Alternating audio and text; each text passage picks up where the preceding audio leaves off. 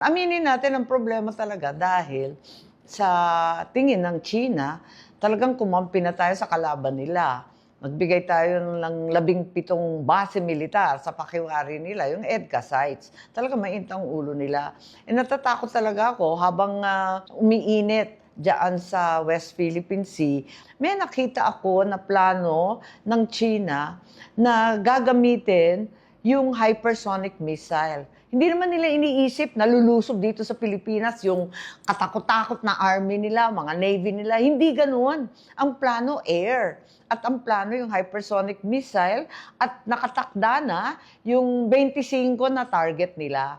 Kitang-kita na. Ang sabi ng US, hindi daw nila kaya labanan yung hypersonic missile. Mas lalo akong ninervyos kasi akala ko kapag missile, meron yung ibang bansa yung tinatawag na Iron Dome, hindi makapasok yung missile. Kapag hypersonic daw, kayang-kaya pumasok. Ganyan lang kadali, durog daw.